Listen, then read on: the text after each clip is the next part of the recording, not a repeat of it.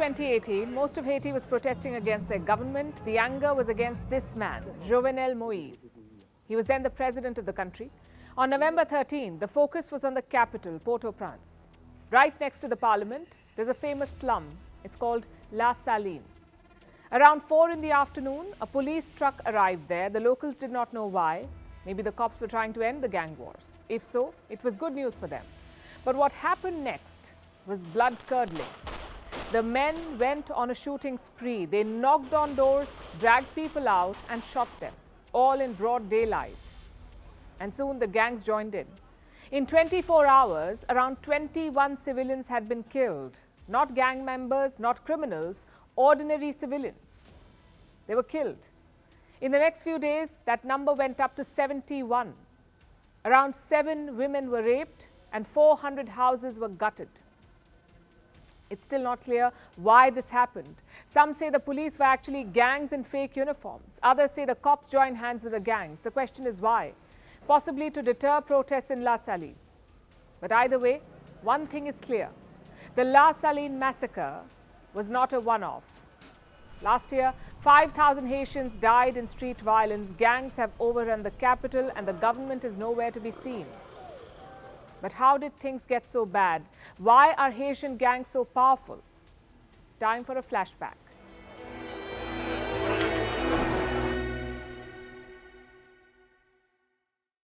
Hollywood may tell you otherwise, but gangs are not flashy, fashionable, or businesslike.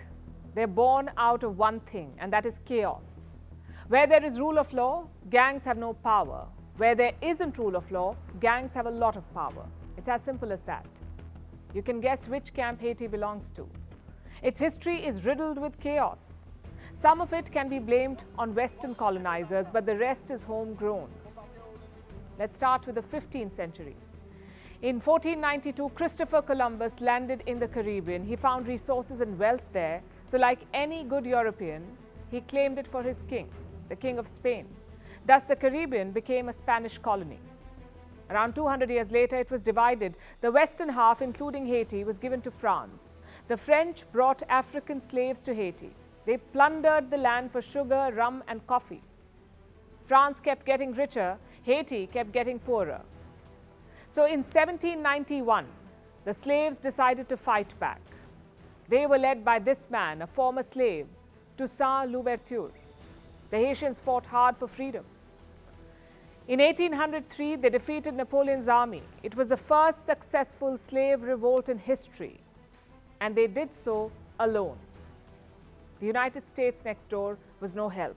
In fact, from 1801 to 1809, the US cut off aid to Haiti. Thomas Jefferson was president then, and he himself was a slave owner. So Jefferson thought, what if the Haitian revolt inspired American slaves? So he said no aid. The US would only recognize Haitian statehood in 1862. France did so much earlier, in 1825. But they also imposed a harsh deal on Haiti. Normally, you would expect colonizers to pay reparations, but France did the very opposite. They asked Haitians to pay reparations, and the rates were so high, it was impossible to repay. So what did Haiti do? They took loans from French banks to pay the money. Loans from French banks to pay the French. It's often called Haiti's double debt. Now, the point of the story is very simple. Haiti was never given a chance. Its economy was first crippled by colonialism and then by the double debt.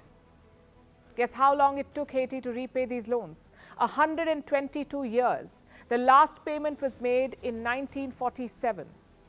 So the start was pretty bad. Now we come to the 20th century. Another invader set its eyes on Haiti, the United States of America. From 1911 to 1915, Haiti was in a flux. 7 presidents were assassinated or removed from office. So the neighboring US was spooked. What if a European power invaded Haiti again, maybe Germany or France? It would be a major setback to the US, so Washington decided to act first. In 1915, President Woodrow Wilson sent US soldiers to Haiti. Thus began the American occupation. It would last until 1943. Even after the US left, their influence stayed. They backed politicians in Haiti. One such leader was François Duvalier, aka Papa Doc. As the name suggests, he was a doctor. He was called Papa Doc. After the Americans left, he entered politics. In 1950, he went underground after a military coup. That junta would rule for 6 years. Then in 1957, elections were held. Papa Doc ran a very popular campaign and he was elected president of Haiti. This was a very important moment in the country's history. Under Papa Doc, the gang culture emerged, mostly thanks to one group, the Toto Makut, basically the bogey men. You see, Papa Doc did not trust the army. So he reduced the number of soldiers in Haiti. Instead, he formed his own civilian armed group, the Tonton Makut, sort of like his own personal security. We're talking about a big group here. The Tonton Makut had some 25,000 fighters and their job was quite simple. Target Papa Doc's enemies, crush all dissent and spread fear among the general public. And they did so pretty well. The Makut went on a killing spree in Haiti. By some accounts, they killed 60,000 people. In 1964, Papa Doc declared himself president for life. In 1971, he died. So his son, Jean-Claude Duvalier, became president, aka Baby Doc. The US supported both these men. They gave them aid worth $900 million. That's $900 million in the 1970s. It's worth a lot more than it is today. And you know what happened to this money? Most of it was siphoned away. The Duvaliers enriched themselves with the aid money. Meanwhile, Haiti's economy crashed. Less than a dozen families had all the wealth and they supported anyone in power. There was a glimmer of hope in 1986. That's when Baby Doc was forced out of office. The Tonton Makut were also disbanded. But one crucial mistake was made. They were not disarmed. Their weapons were not taken away. So you had 25,000 fighters loose on the streets. Then in 1990, elections were held, the first free elections in Haiti's history. They were won by this man, Jean-Bertrand Aristide. He was a former priest and leftist leader. But his rule was off to a bad start. In 1991, the military ousted him. So the US decided to intervene once again. They sent soldiers to reverse the coup. And in 1994, Aristide was back.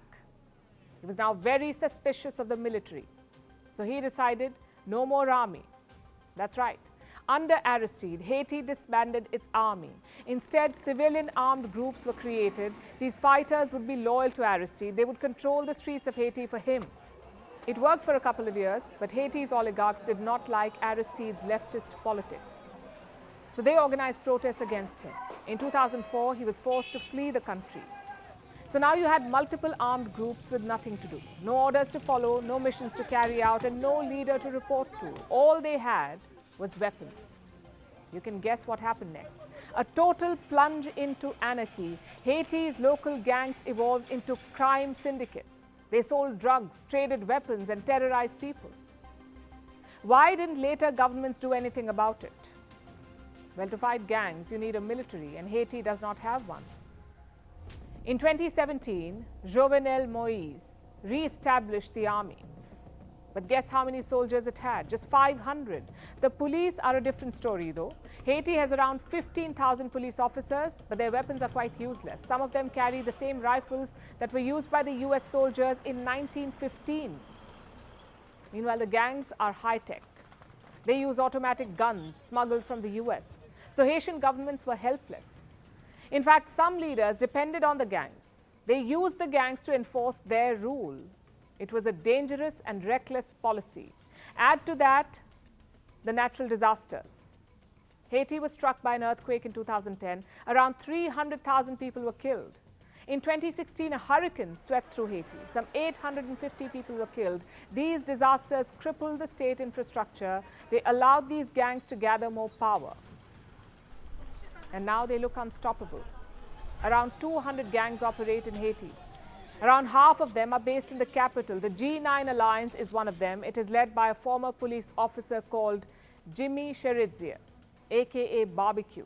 The G9 has a lot of former soldiers and cops. Another gang is the G-PEP. It's apparently linked to Haiti's opposition party. The G-PEP is a rival of the G9. Another gang is 400 Mawozo. It's said to be the largest group in Haiti. Its leader is currently in a US prison. This year, he pleaded guilty to smuggling firearms. Now, the US has an interest in stabilizing Haiti. They're not ready to send soldiers, but they are ready to fund a multinational mission. And where will the soldiers come from? Kenya is offering 1,000 soldiers. Benin has offered 2,000, but the plan is yet to be given final clearance. Even if it is cleared, there's no guarantee of success. After all, the gangs are based in Haiti. They will have some home advantage. Plus, foreign intervention has been the root cause of Haiti's problems. Can more intervention solve it? These are questions the global community must ask. It could take years, if not decades, for Haiti to solve this problem.